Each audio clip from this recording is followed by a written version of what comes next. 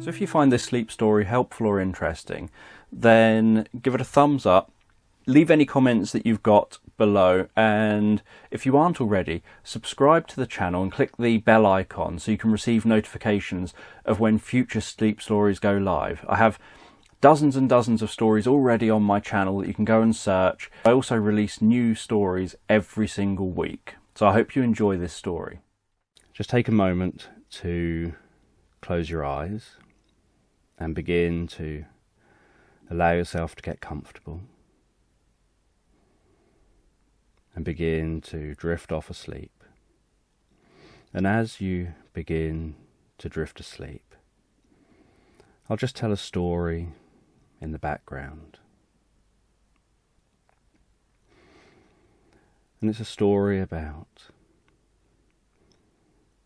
you waking up one morning, and you wake up on a boat that's travelling around the world, and you're on a cruise travelling from country to country, and you've come on this cruise for a special occasion. You're celebrating that special occasion. And you've come on this cruise alone to be able to find yourself, to be able to find a sense of peace, a sense of calm.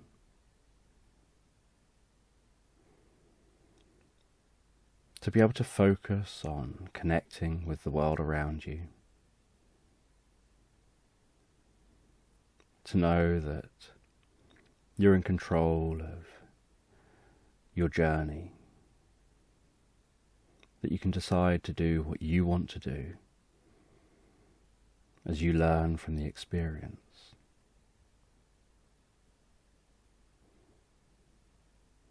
And so you walk up on the deck, breathe in that sea air,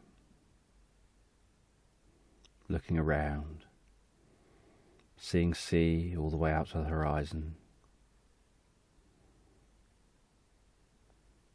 And as you look in one direction, you can be curious about the way the sky and the sea match in their blueness.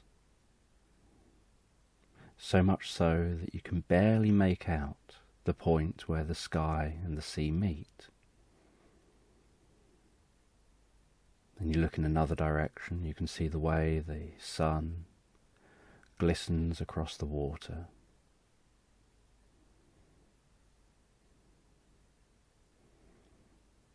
And in the distance you can see a humpback whale breaching,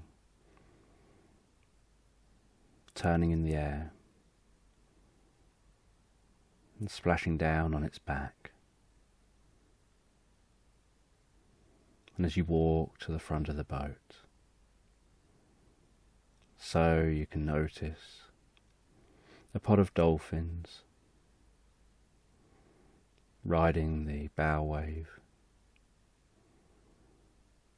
jumping over each other, almost surfing along with the boat. And you're able to look down on them, and voluntarily they're choosing to be there. And you're aware that that's not like when they're in captivity, made to do tricks because people tell them what to do. They've got a whole ocean, and they've chosen to come to the boat, chosen to play. And at any point, they'll pull away and go off and do whatever they choose.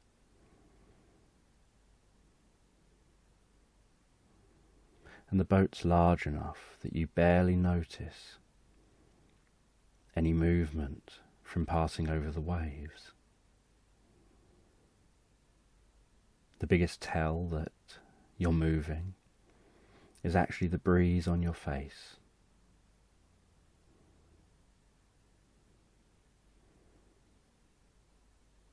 And you can breathe in that salty air, clearing your nose, breathing in, almost filling you with a sense of relaxation. Almost like you can breathe out any tension.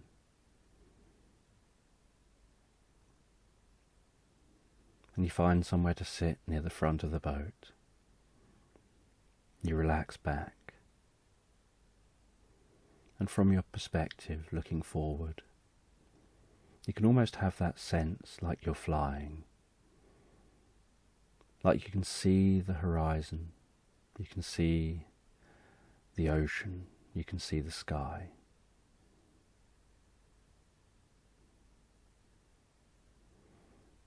But you can only see a little bit of the boat. And the longer you gaze out at the horizon, the more you seem to stop being aware of that bit of the boat. In the same way that when you become absorbed watching a TV program, you stop being aware of the room you're sitting in. You just become totally absorbed with that program. And you just lie back, relaxing in that chair, gazing out to sea, feeling like you're flying.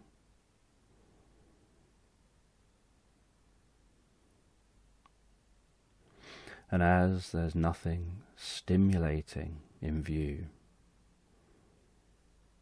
your eyes begin to get heavy.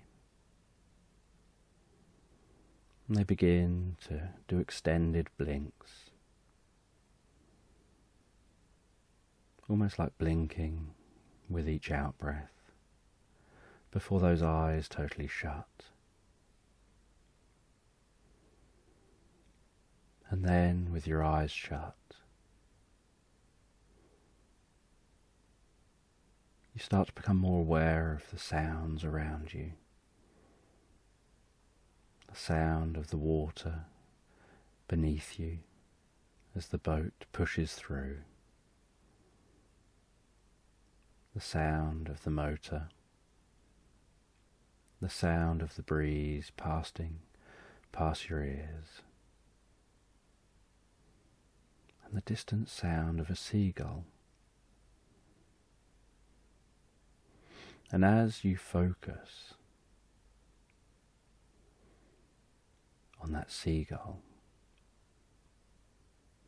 so you begin to have a sense of becoming that seagull, soaring over the ocean, flying up high, catching up drafts, circling around higher and higher in the sky, seeing further and further in all directions,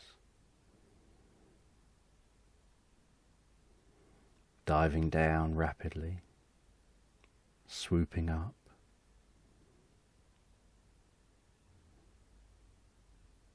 being able to fly so gracefully.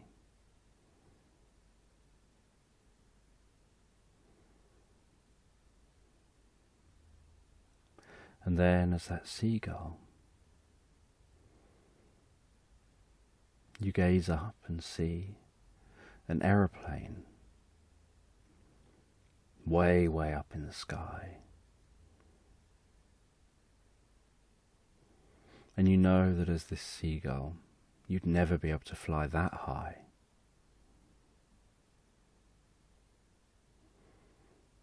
But you imagine what it would be like to be up on that plane.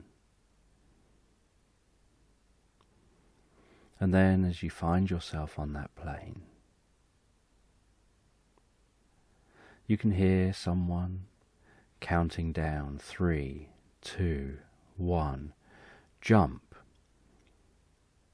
And then you look and see someone leaping out of the open side of the plane. And then you see the next person get 3, 2, 1, jump. and then they just leap out of the plane. And you're curious about this experience. And you look down at your body and notice that you're wearing a parachute. And so you decide to have a go. You walk over. You get hooked onto a bar that's attached to the back of the parachute.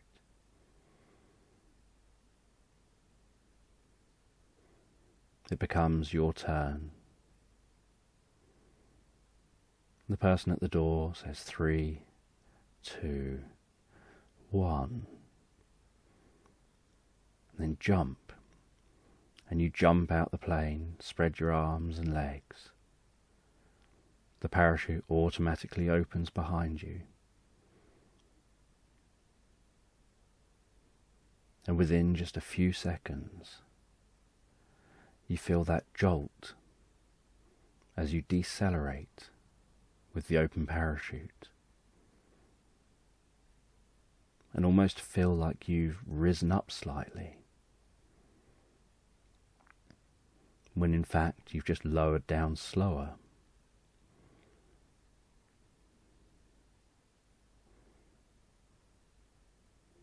And you look around, and in the distance you can see some islands. You can see clouds beneath you, clouds above you.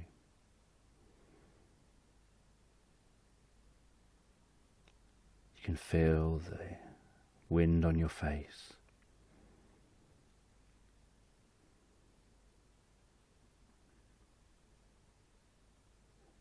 As you steer yourself down and feel like you're gliding and floating so gracefully, so silently, so peacefully. And it begins to remind you of an experience of being in a hot air balloon. That experience of just floating over the land below, and in this case over the sea below, so silently.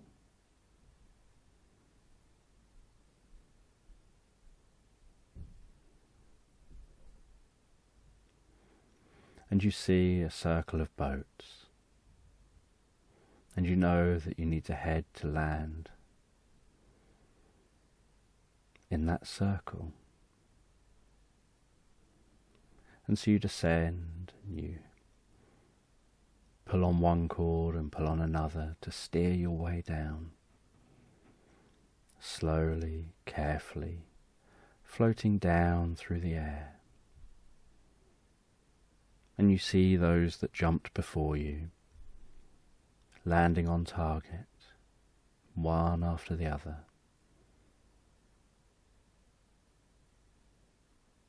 About a minute apart from each other, giving time for the previous person to move out the way.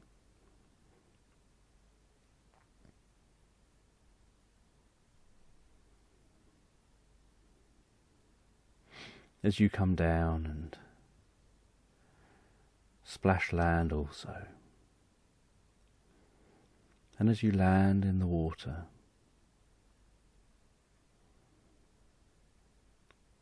so in your imagination,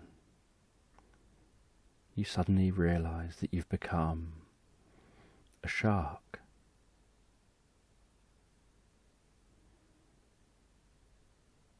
That suddenly everything changes again.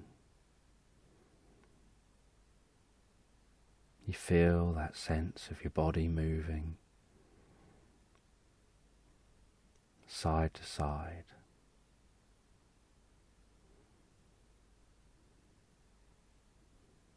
And you notice the difference in the senses that you have as a shark.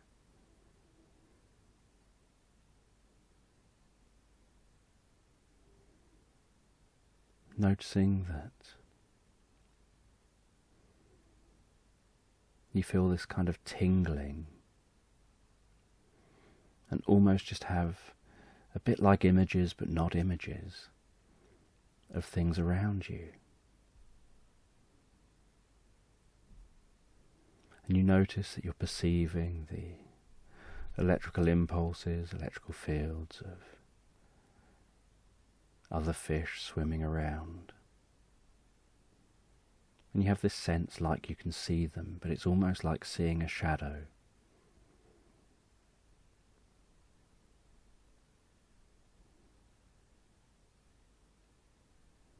And as a shark, you dive down deeper, exploring the ocean, noticing being so streamlined. It doesn't take much of a flick of your tail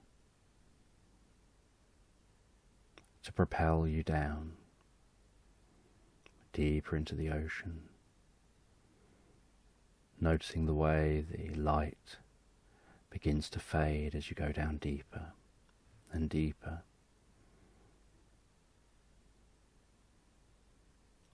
And the deeper you go into the ocean, the calmer and slower moving everything seems to be, which helps to increase feelings of relaxation, peacefulness.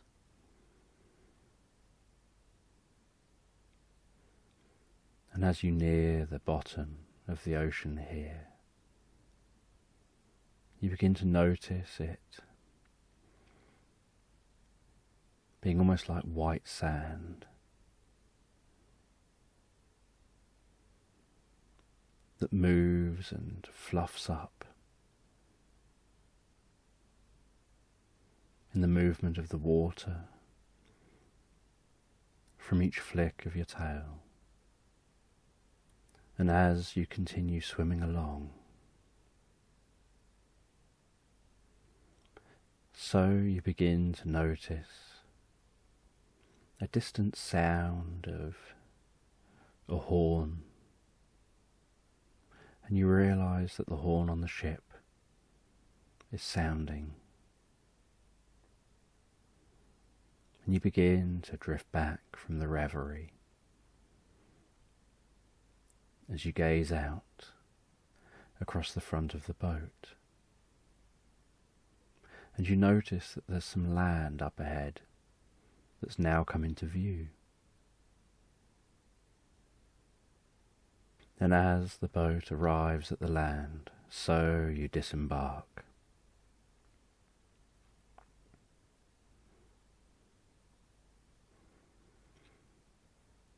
And you'll be spending a day on this island.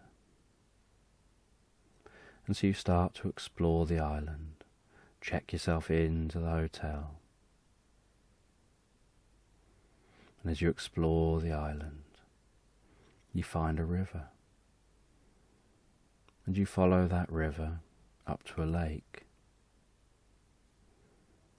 And beyond the lake is a waterfall. And above the waterfall, the river continues. And you climb up and you can see that that river continues all the way over to some mountains in the distance. And you wander around near the lake, hearing the sound of the waterfall, feeling some of the spray from the waterfall. And as you explore, so you become curious about something, that there are many trees around the outside of the lake that just seem to have marks on them or be totally chewed down.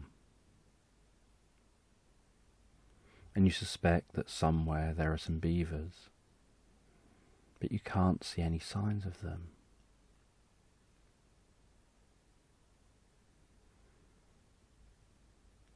And so you decide to explore, see if you can find them. And you head up above the waterfall. You follow that river,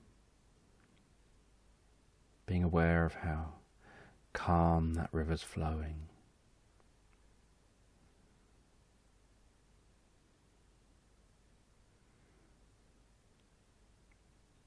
And as you follow that river, you reach a point where the river seems to divide into two.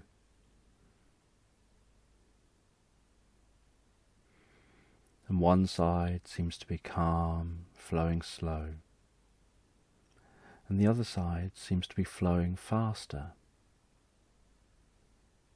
So you follow the calm side, heading in the direction of the mountains.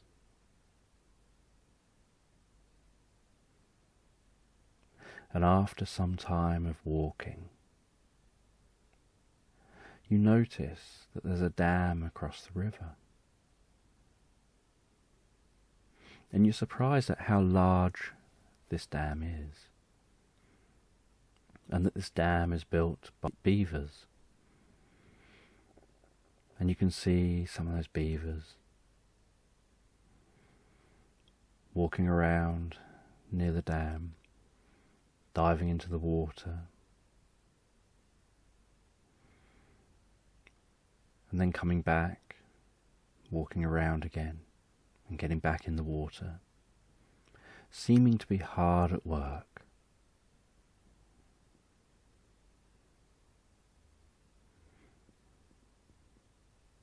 And as you walk around the dam, so you notice that a man-made dam further up the river seems to have cracked and crumbled. And that if it wasn't for this dam created by the beavers, this water would have flooded all the way down to the village near the river, down near the sea. And that these beavers have probably saved that village. And yet everyone at the village is completely unaware of this.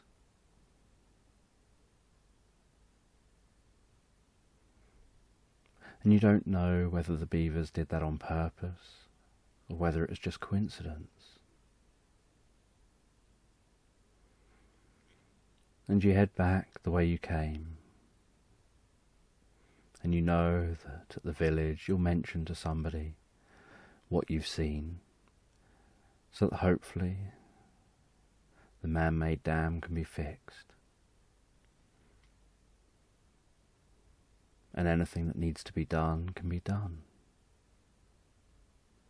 But you know those beavers had done a brilliant job.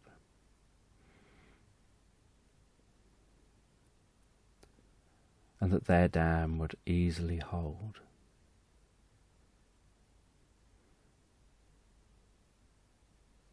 And as you near the village after you've reported what you've seen, you wander off into the nearby woodland.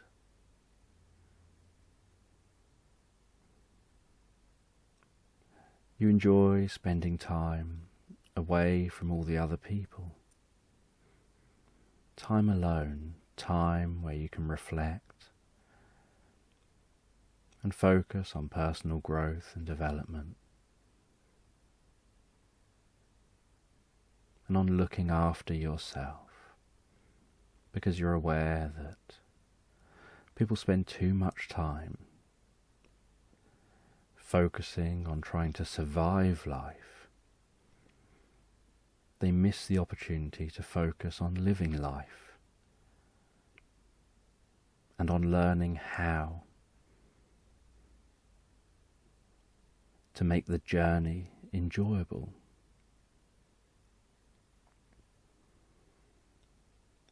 And so you've taken this opportunity to do so, to focus on yourself for a while.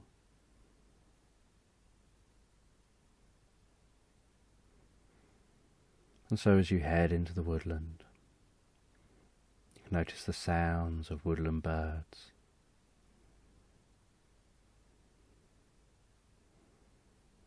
Notice any village sounds disappearing in the distance, sounds of the rustling leaves and of each footstep you take.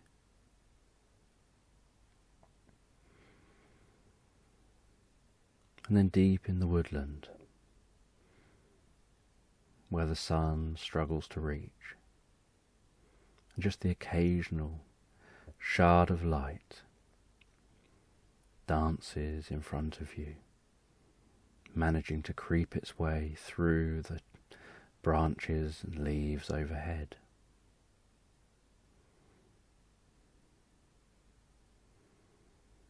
A shard of light reflects off the back of something on the ground, and that something then moves and catches your eye more, and you notice that there's a white rabbit, and it's hopping around, munching some food, and then hopping around some more.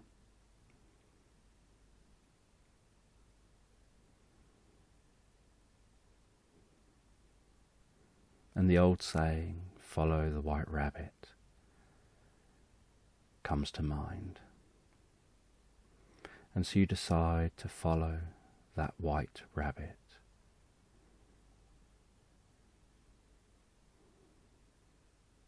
And it turns off the track you're on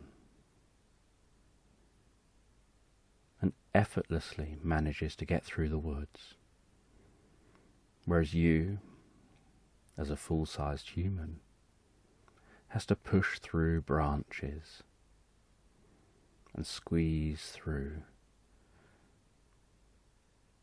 but you manage to keep up with that rabbit.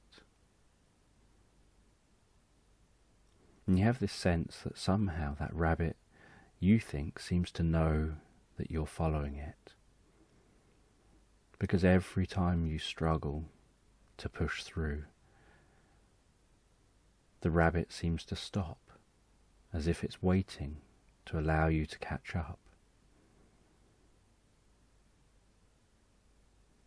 And when you're walking freely and easily, the rabbit seems to hop along faster. But you continue to follow that white rabbit.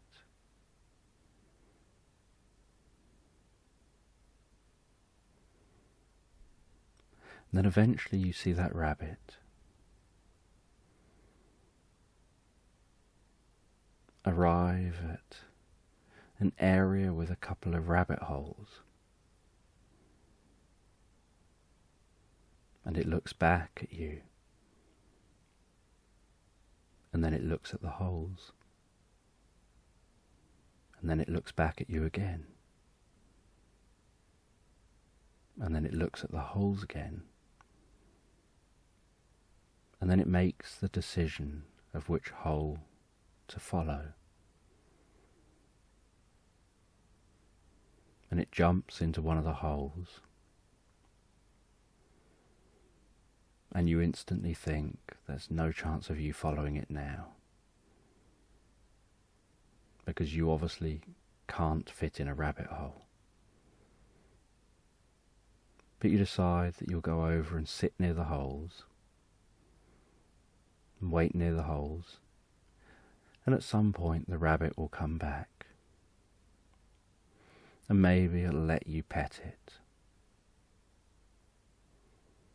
But as you go near those holes, suddenly it's almost like a force seems to suddenly drag you into one of the holes, like you got too close and suddenly fell in. And you find yourself almost teleported through one of those rabbit holes, the same one that white rabbit just took. And in almost like a flash,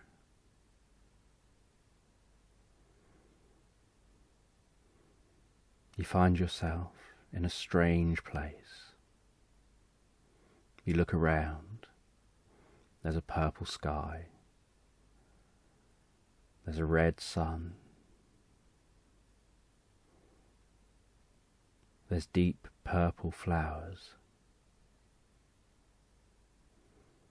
with black leaves.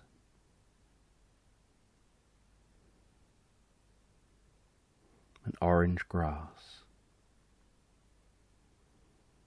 At least these are the best descriptions that you could give to them.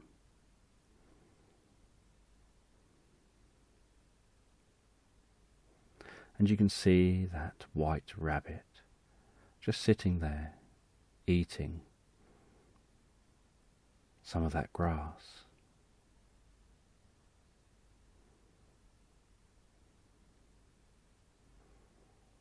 And then you see a furry creature with legs that look a bit like frog's legs,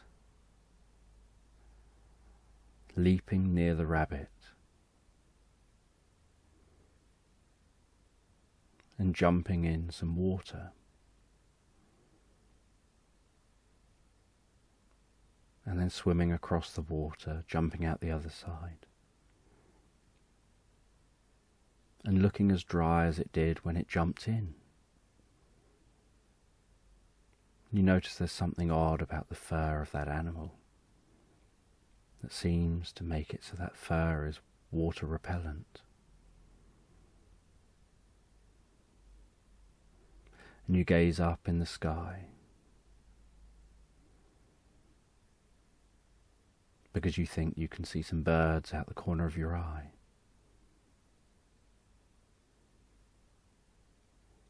And instead, the best you could describe is that they look a bit like pterodactyls, circling overhead.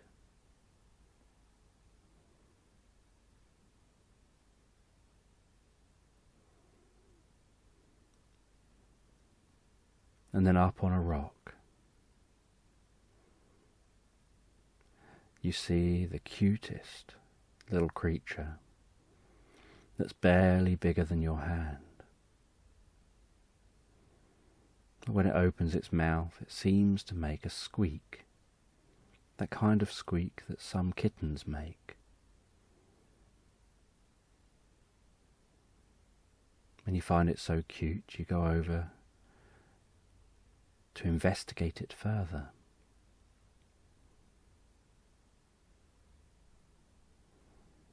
And you start petting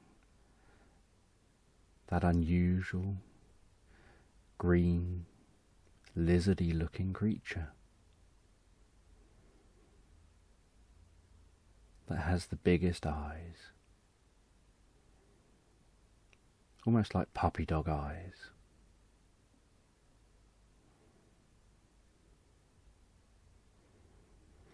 And as you pet it, suddenly you jump back a bit startled, because instead of purring like maybe a cat would, once it seems to enjoy the petting, suddenly a flame came out its mouth as it opened its mouth.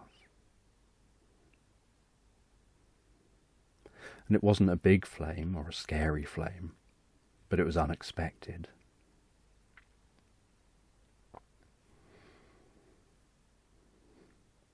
But it doesn't react beyond just having that flame come out its mouth, almost like burping a flame.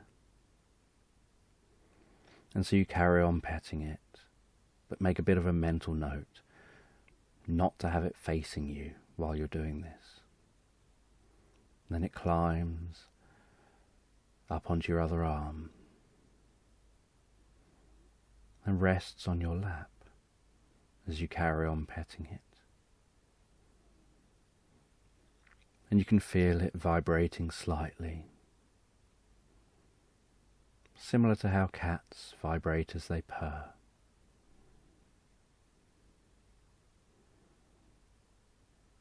And it seems to really like you.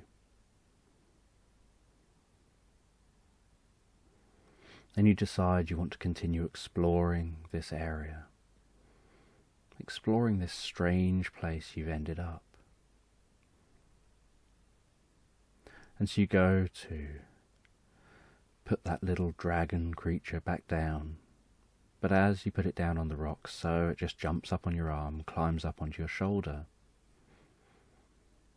And so you take it down off your shoulder, put it back on the rock, And it just jumps up again, climbs up on your shoulder, and then it nuzzles its head against the side of your neck and gently rubs you, making a slight purring sound, a slight squeaky sound.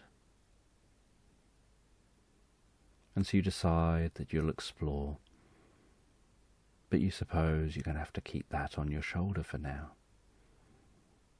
because it seems to like you.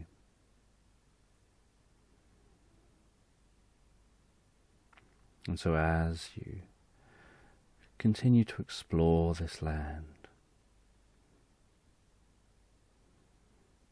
you notice that there's a low kind of hum to this land.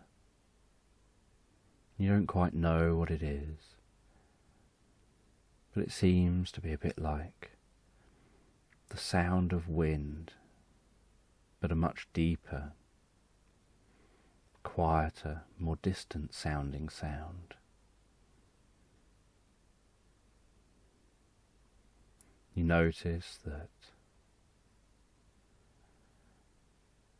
you feel a bit lighter here as you walk around.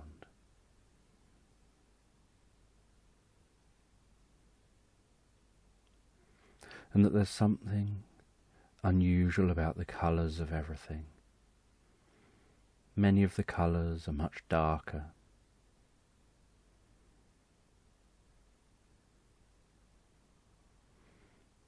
And the sun is much redder. And it's unusual having a purple sky.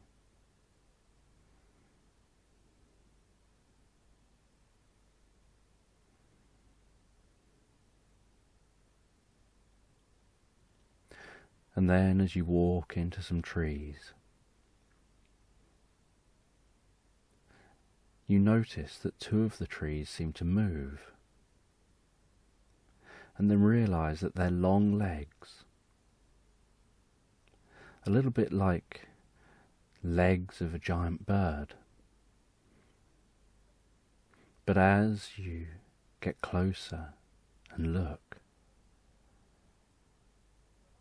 it's almost like bird legs attached to a lizard or a dinosaur's body.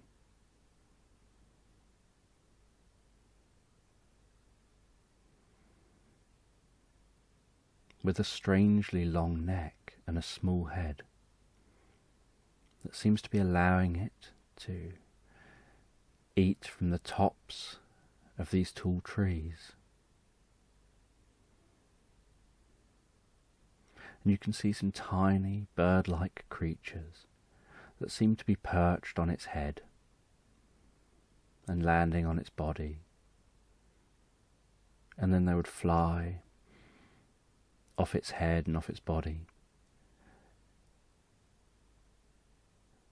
into the space beneath the leaves, whereas this creature pulled on the leaves, small little bits would fall off, perhaps almost like little tiny bits of fruit, and the birds would quickly dive off and catch those little bits mid-air, and then land back on this creature again.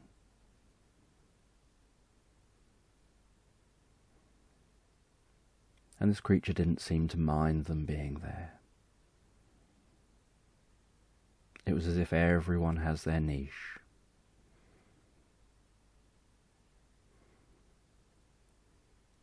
And nothing was really paying attention to them being there, to you walking around.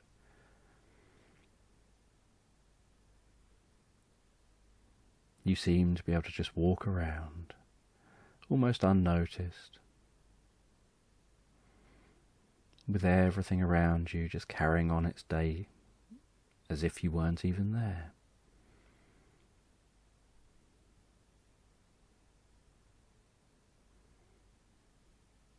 And a part of you is still curious how you got here, what that rabbit hole was, why you had that feeling of following the white rabbit. And you continue to explore this land, this strange alien world. And you can see what looks like a cave entrance in the distance. So you decide to head towards that cave, explore the cave. And as you near the cave, so you see what looks like a floating robot that seems to be just hovering and moving, and looks like it almost has small jets around its body, but they're not combustion jets, but you can't tell what they are. They just seem to glow, possibly a bit like plasma. But you also know it isn't plasma. You can't feel any heat from it, and you can get very close to this robot.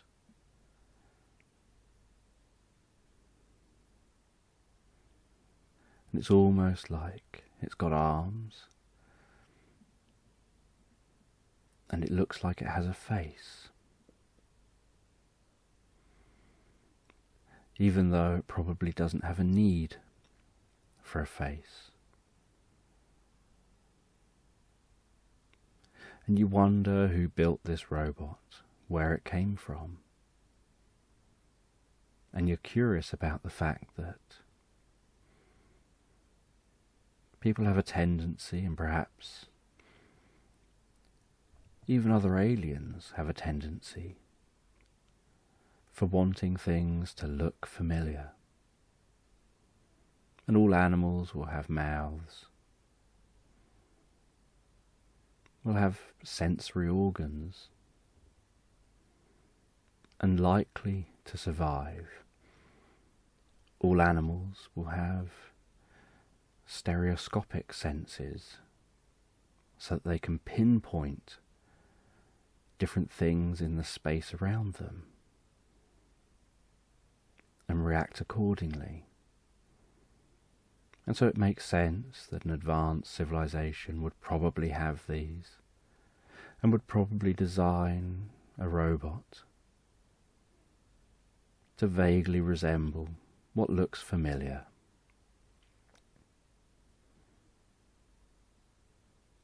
And the robot talks to you.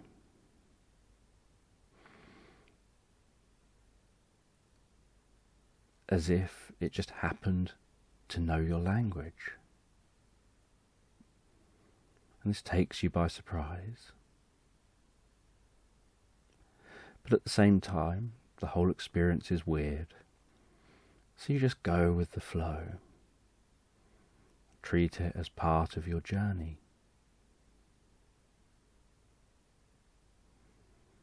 The robot asks, "Do you want me to light the way?" And you ask, "What way?" And the robot says, "Do you want me to light the cave?" And so you agree that that would be a nice thing, that would be helpful. And you start walking towards the cave.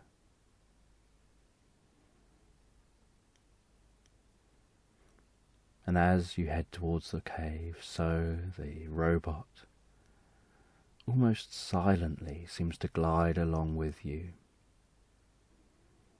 and head into the cave with you. And then its eyes seem to light the way. And as you walk into the cave, so you can notice how the sound changes. And for the first time on this planet, you feel a sense of familiarity.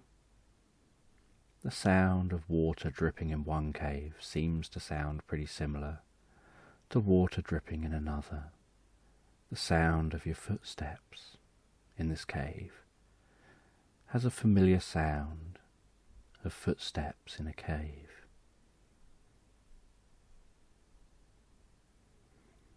And that robot lights the way,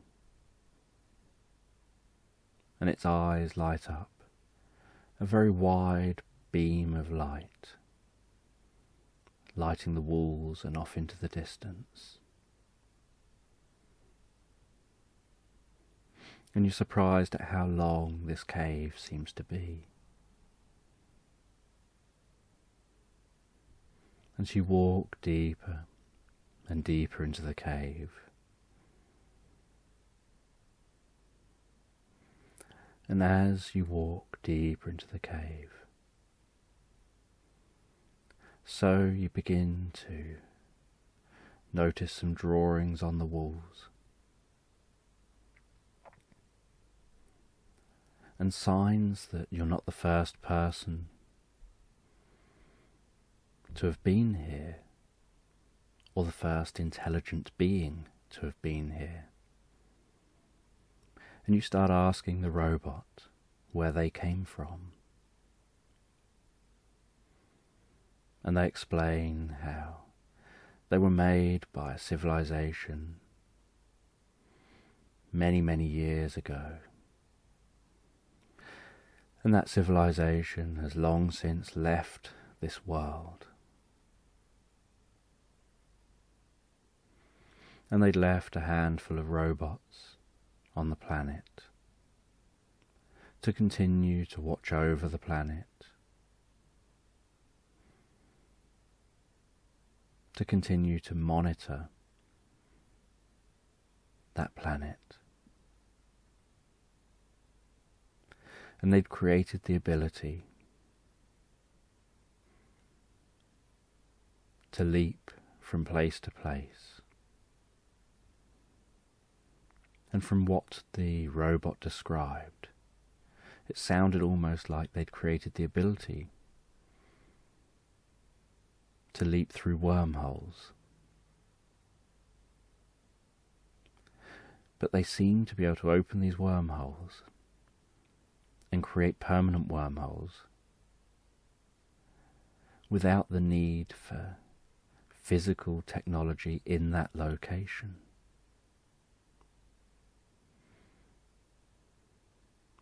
And you were curious whether maybe that rabbit hole was one of these wormholes.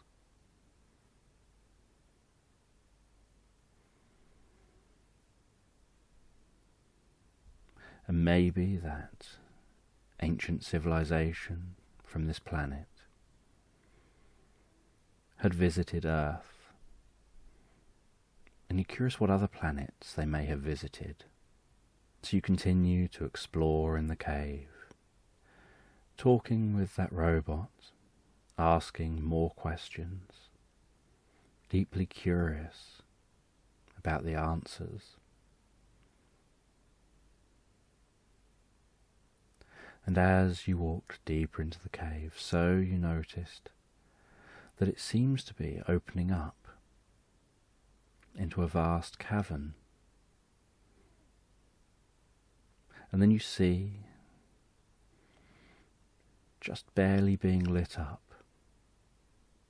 what looks like an ancient temple deep here in this cavern.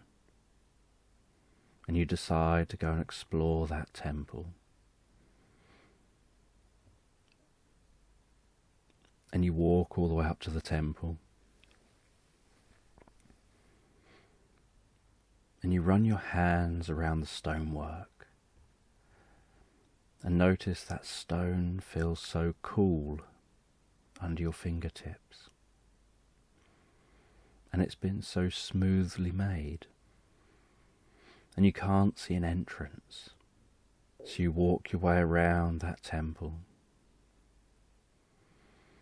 working your way around the temple, running your hand around the walls.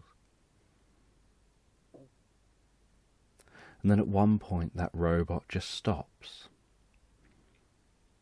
as you continue running your hand around the outside of that temple. And then after a little while you notice that you're walking out of the light and that the robot's no longer travelling with you. And so you head back to where that robot is, and you ask them why they've stopped. And they just respond saying, "We're here." And you ask where. They say, "We're at the temple. We're at the entrance. We're here." And you look in front of you, and it looks no different to anywhere else around here. It just looks like solid stone.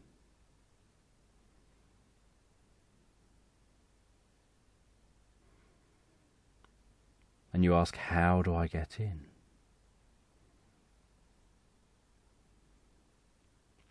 And the robot explains that you just have to find the right spot. And so you continue to run your hands around that stone. And then eventually you find just the tiniest, almost like some dust on the stone, or the tiniest bit of gravel on the stone.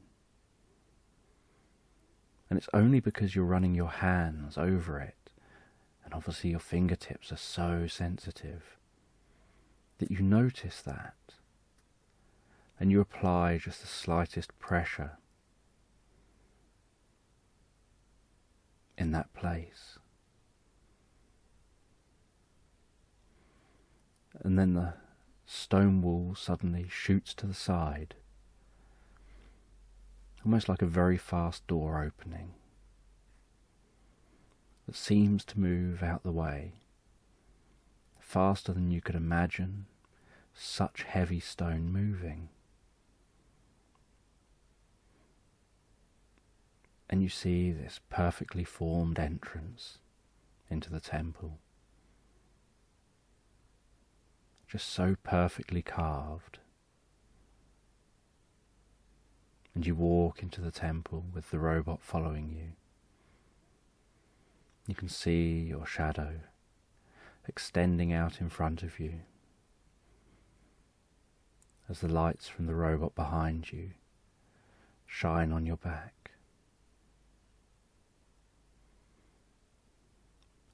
And then you turn a corner in this temple and see what looks like just a dead end. And you turn to the robot and you say, "This is just a dead end. What's supposed to be in this temple? If that was the entrance, I thought there would be something here." And the robot said, "There is something here. You just have to hear it." And so you close your eyes and relax and listen. And you can hear that same windy, low rumble that you could hear before. Except now it sounds a little bit louder and a little bit closer. And with your eyes closed, just listening, you realize that you can almost hear it through your feet, as if that sound is actually travelling through the ground.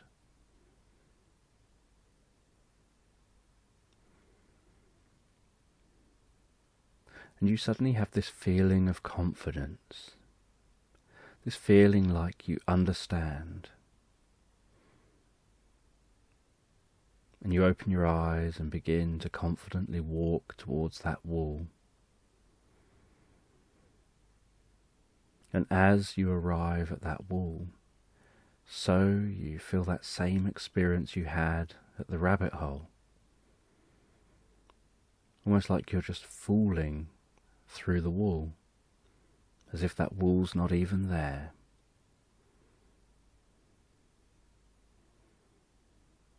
And you find yourself inside another stone structure. And just after you find yourself in that stone structure, So the robot seems to be behind you again, having followed you through that portal, lighting your way in this structure. And you find your way through this structure. You find a narrow path to follow, and you follow that narrow path. And then you find what looks almost like a spacesuit. And it's not quite like any spacesuit you've seen before. Definitely not like an Earth spacesuit. But you can recognize that it looks like it's designed to protect you in space. And the robot says that you should put that suit on, and you wonder why. And you wonder how. Because the suit definitely doesn't look like it's made for humans. And the robot says, put the helmet on your head. And so you pick up the helmet and you put that on your head. And as you do, so the suit seems to leap off the wall and build itself around you, starting at the base of the helmet. Almost like some kind of strange nanotechnology, fitting it perfectly to you wearing that suit.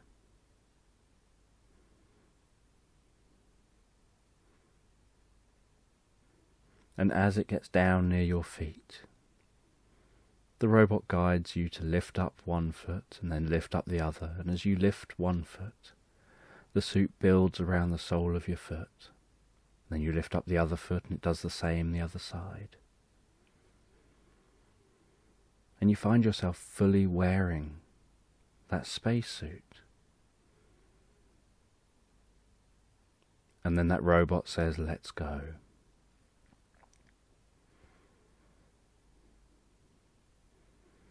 And you wonder where. And then suddenly a doorway opens up in front of you, and you look out that door, and you can just see what you know to be a Martian-like landscape. And you've seen enough images of Mars to recognize that if you were here, this is what it would look like. With the slight red tinge to the sky, the tiny sun in the sky, reasonably dim up there.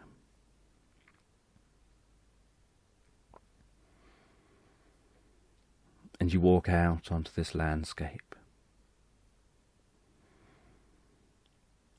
You turn around and you see that you've just walked out of what looks like a weathered pyramid, like a pyramid that's been here for so long that the wind has weathered it down to make it almost look like just normal rock formations, but you've just been inside there, so you know it isn't. And you walk and turn around to get as good a perspective as you can on it.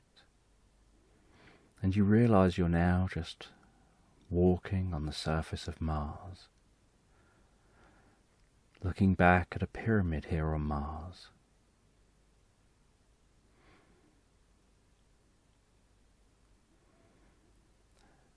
And you know that for years people on Earth have been talking about aliens coming from Mars, about canals on Mars,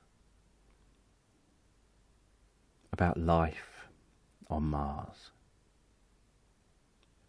And here you are on Mars, aware that at some point in the past, this seems to have been true. But you don't know what purpose these aliens would have had with building pyramids here on Mars. You can understand why they might want to go to Earth, but why would they come here to Mars?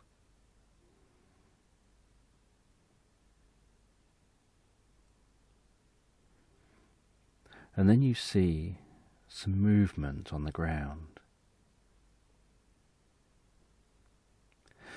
And you notice what looks a little bit like rats scampering around, just the cutest rats you've ever seen.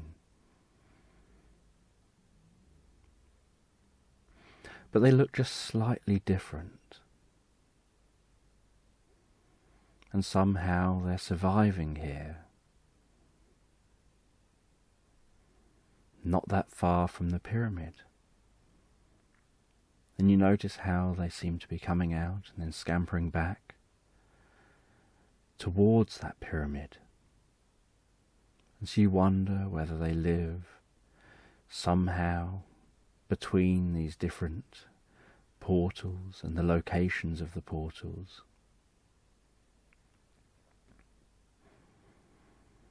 And all you can think is, these are space rats. And you almost make yourself laugh a bit, suddenly imagining rats in space, thinking it's the most ridiculous thing. You've come on a journey, on a cruise, and now you're stood on Mars, watching rats scampering around, just being the cutest little things.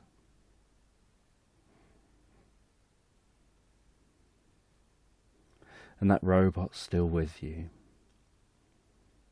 as you explore a little bit on Mars. And as the Martian sun sets, so you notice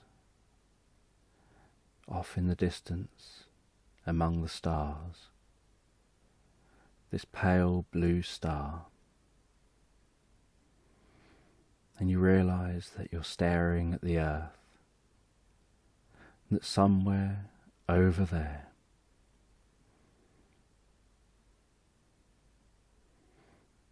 is the ship you're on, docked up at the island you're on. And now you're here. And many, many, many hours have passed. And you wonder whether anyone would even notice that you haven't been in that village, you haven't mixed with anyone, that you're even not around at the moment. And so you ask the robot, what am I doing here? Where should I go now? And the robot says to come this way, and begins to lead you off down into a valley. And you head down into that valley as it's getting dark here on the Martian surface.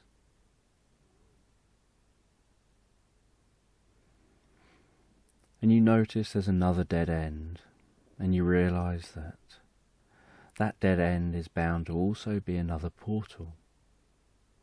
And the robot explains that many of the portals are near each other, and that you can actually get a map of where the different portals go,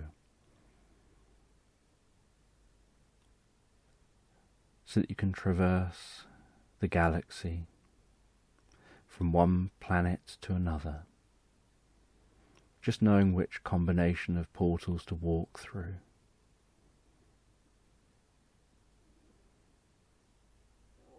And you think to yourself, mind blown, how you've just come on this strange adventure,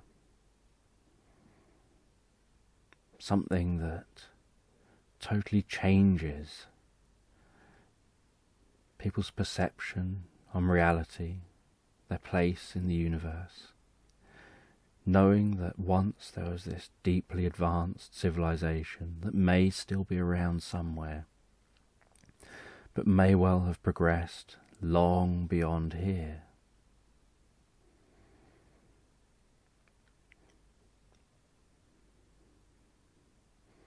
And so you decide to head through wherever this is going to lead, and wearing that spacesuit, you walk through that wall and come out the other side, and you turn around to wait for the robot to follow you. And as that robot follows you, you notice that they are exiting a picture with the most beautiful golden picture frame, and that you seem to now be in some kind of a palace with marble floors that echo with each footstep.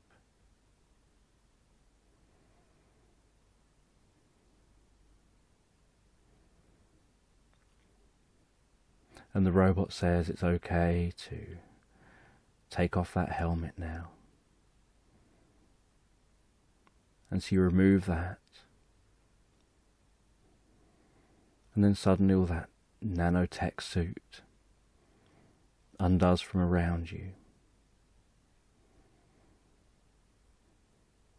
and gathers inside the helmet. And then you hear this squeaking sound and see the little dragon creature pop itself out of your top pocket, as if to say that it's not been happy stuck in there under this suit all this time, as it climbs back up onto your shoulder. And you begin to explore this palace. And as you explore, so you can notice that smell of water.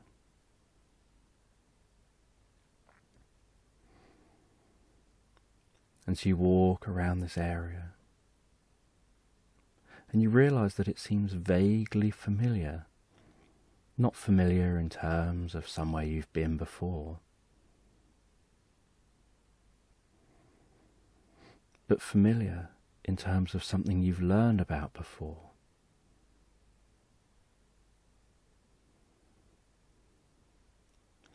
And you realize that it seems to be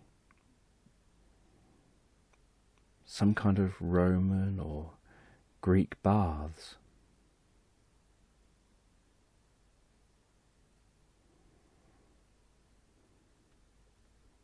And you can hear the sounds of people here.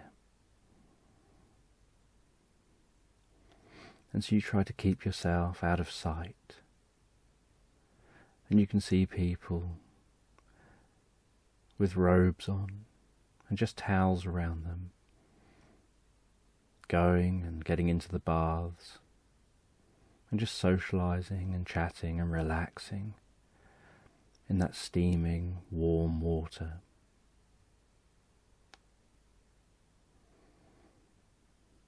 And you wonder where you are. And you ask the robot. And the robot says it's not so much about where you are now. It's more about when you are.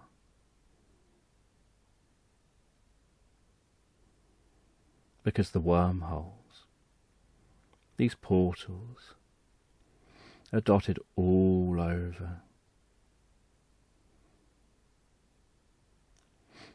But the entrances and exits lead to the time differences of when they were placed. So you connect one with another. And they're connected in time as well as space. And when you are here is hundreds of years before when you were last here.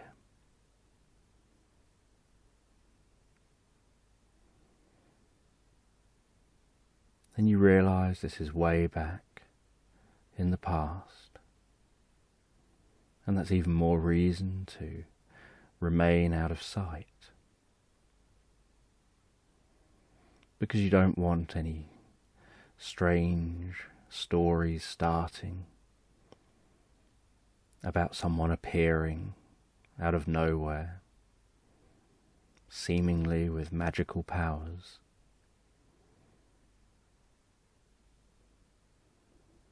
And seemingly with a floating robot they wouldn't understand.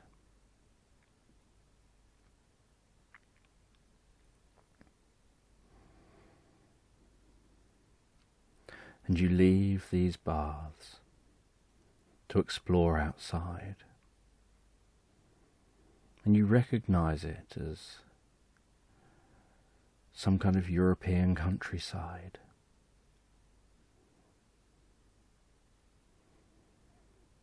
And stood near the baths is the most beautiful white horse.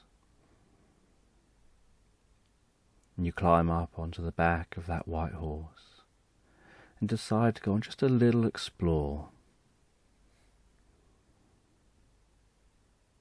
because you wouldn't want to miss an opportunity to explore the past for real.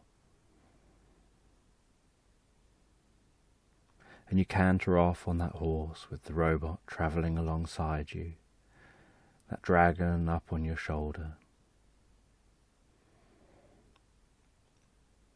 heading into dense woodland.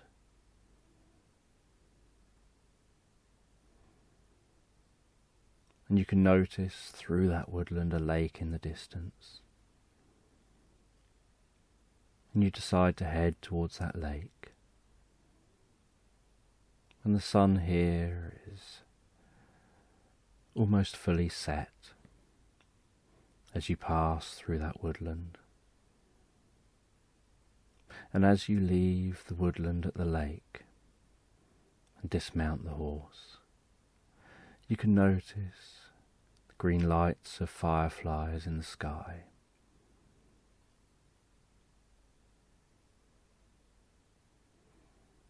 And then you notice the most strangest thing.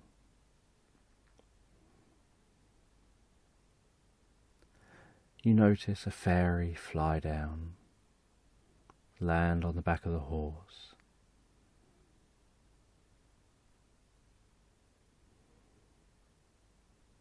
And this fairy somehow seems to be able to communicate with you.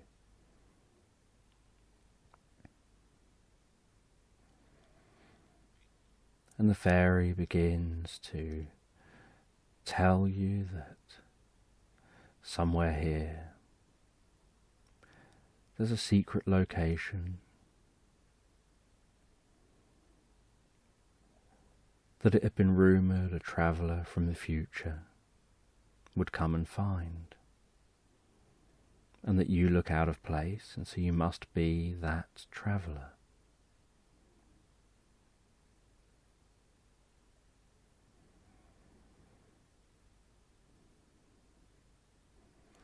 And as that fairy continues to talk to you, so the fireflies fly down and join that fairy. And then the most beautiful butterflies you've ever seen land on the horse's back, slowly opening and closing their wings. And then some ladybirds land on the horse's back.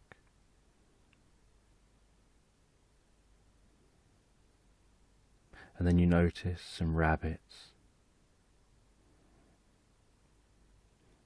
coming out from the forest, coming out from that woodland, coming over to the horse, and some badgers, and so many of these creatures seem to be coming over, as if somehow they think there's something about you that they're drawn to. How somehow you seem to resonate with them. And you have this sense that there's consciousness in each and every one of those living creatures. And you start to realize that it's all too easy in everyday life to focus on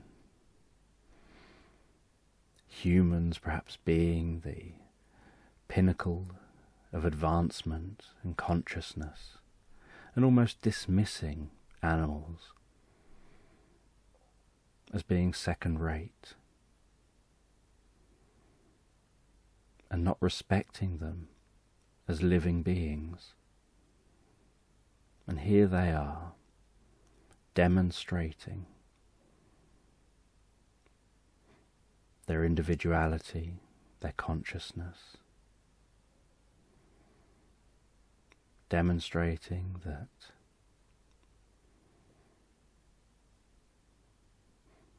they have as much right to be around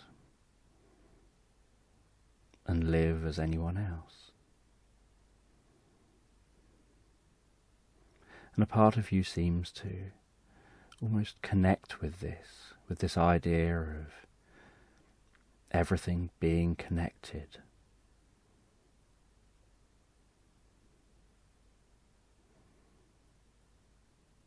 And you decide that you'll follow this fairy and explore whatever it is that they're taking you towards. And you have this sense almost like you seem to have an entourage now.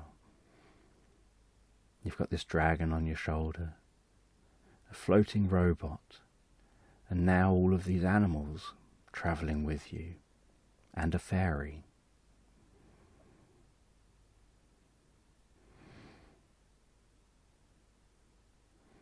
And as you walk around this lake, following that fairy, the fairy takes you to what looks like a bit of a run-down house, almost like just a shack with white walls and a wooden door.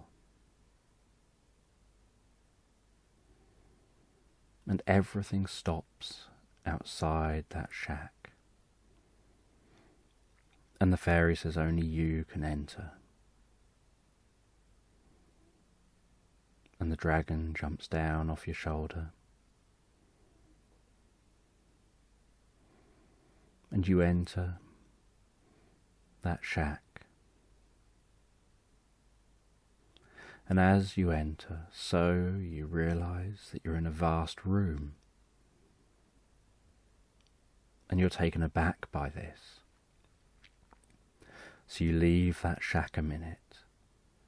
You look around the outside of the shack, and you very easily and quickly walk around the outside and decide that it's best to just accept what's going on. And so you enter that shack again, enter that vast room. You walk across that vast room and find a door. You walk through that door and find a room full of doors.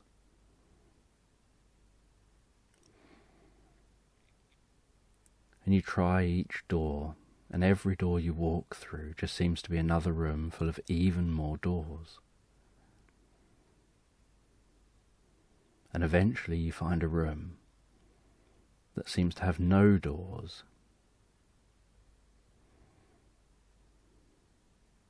So you enter that room, thinking that's the one that stands out as being different.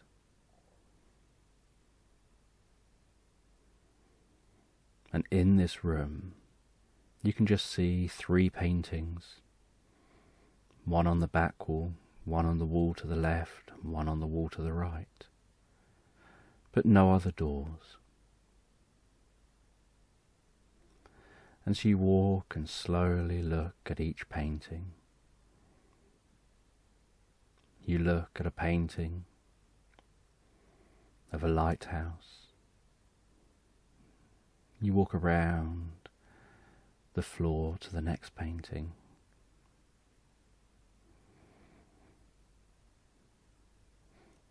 In that painting, you see the ocean and an island, and then walk around to the next painting.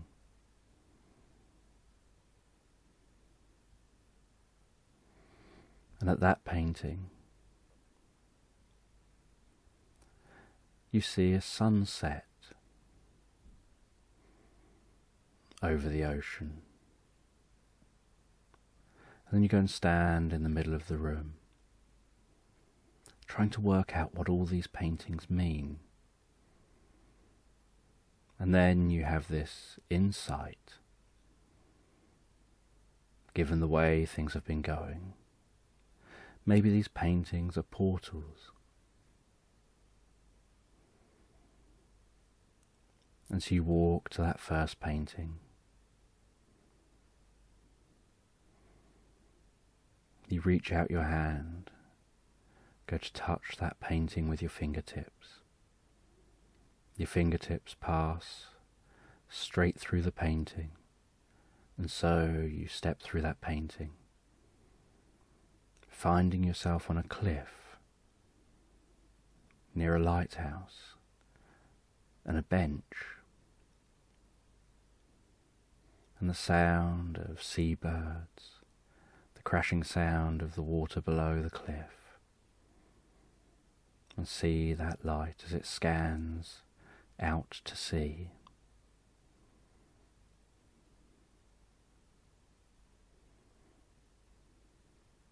And you walk over to the bench. You sit on the bench, look out to sea, wondering why you're here. You've been led here by a fairy and told that only you can get what's here. And you explore the lighthouse. And in the lighthouse you find a small chest, and in that chest you find a tiny key. As you wonder whether that key is important, and if it isn't, you know you can always return it. But everything here looks like it's meant to be here, apart from this box and this key.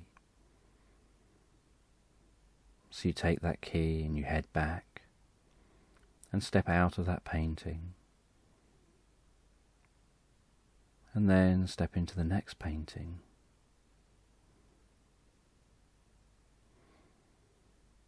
And in that painting, you just explore a little bit.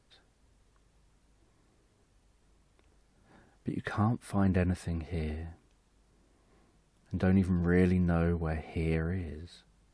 So you leave that painting and go through the third painting. And in this third painting, as the sun's setting, you see what looks like a treasure chest on the beach. And you know it's a long shot. But you decide to use that key. And you wonder why, if this treasure chest has been here for a long time, no one's taken it or opened it before.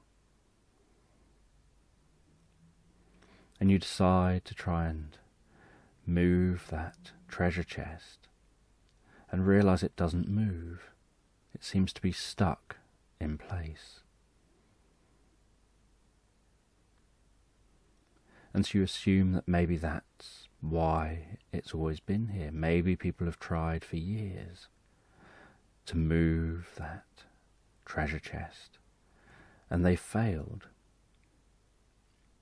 And maybe as time's gone on, people have forgotten about this treasure chest. And you look around you and realise you're on an island. What looks like a deserted island, a small island, with just sea in every direction, as far as you can see.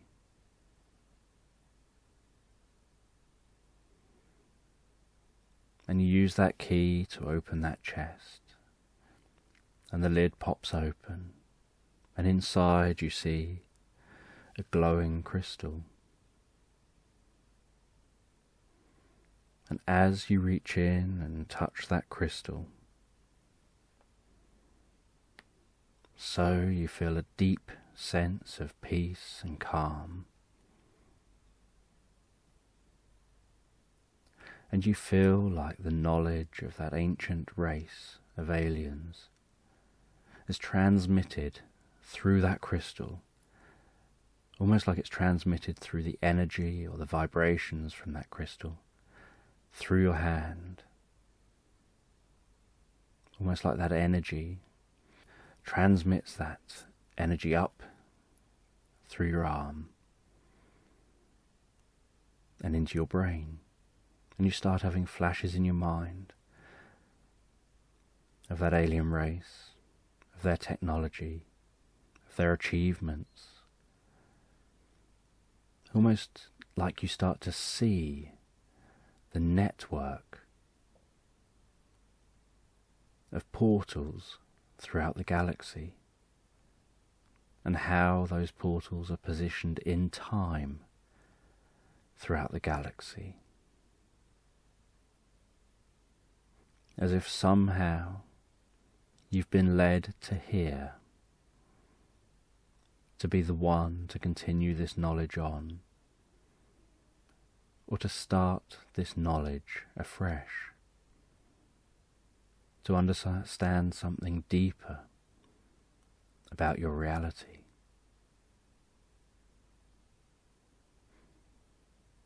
And you take that crystal with you, leave that painting, and you head out, finding your way out of that shack, seeing all those animals still standing there.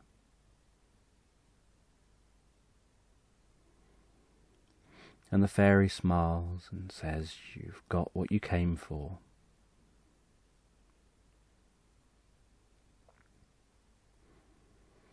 And you get back on the horse. The dragon gets back on your shoulder.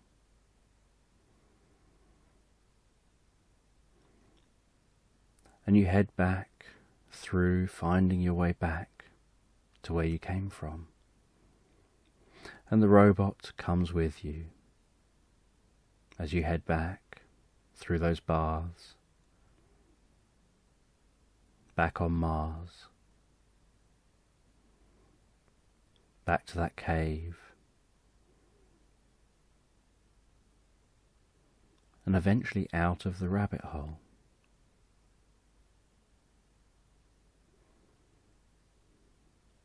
And as you come out the rabbit hole, so you notice that now the sun has set, and you feel so exhausted for the journey you've been on. And you feel in your pocket and realise you've still got that crystal, that everything you've experienced was real, that this wasn't a dream. And you decide to sit down by a lake. You decide just to rest for a little bit, because in the morning you've got to continue with your cruise. And you rest there, gazing up into the sky, being aware of the stars twinkling, looking up at the moon. And as you look up towards the moon, so you can see a tiny dot moving across the sky. And as that tiny dot moves in front of the moon, you wonder whether that was the space station. And as you wonder, you close your eyes. And with your eyes closed, you begin to have this sense of floating and drifting and being in space, in that space station, looking out of the windows down on the earth, watching as the planet moves by beneath you.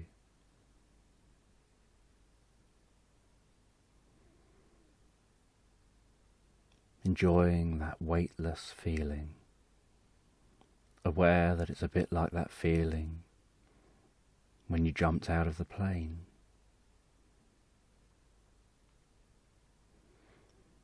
Aware that your hair feels unusual,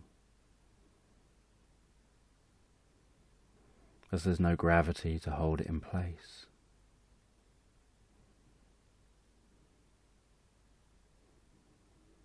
And thinking to yourself that it's strange how people think that in space there's no gravity, when in reality it's just that you're falling to Earth and you keep missing the planet. And that gravity is forever dragging the space station to Earth, but it's travelling so fast. You're just spinning around and around every 90 minutes or so, around the planet. And that gives the sensation of weightlessness.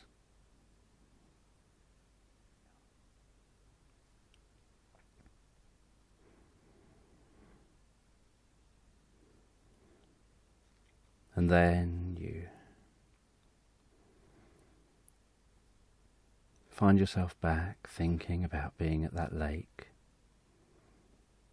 hearing the gentle water on the shore, just lapping near your feet, noticing the way the moon twinkles on the surface of that lake. The occasional sound of birds in the woodland.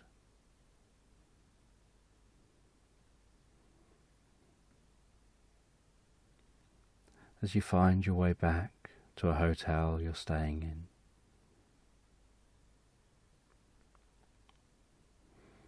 and head up to your room, into bed, and relax down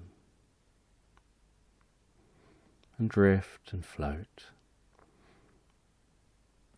asleep, knowing that you can continue your journey around the world, continue your cruise in the morning, curious whether every stop is going to have adventures like these, but knowing that you know now where all the portals are on Earth and how they connect through the whole galaxy and time. And with that thought, you drift deeper and deeper asleep.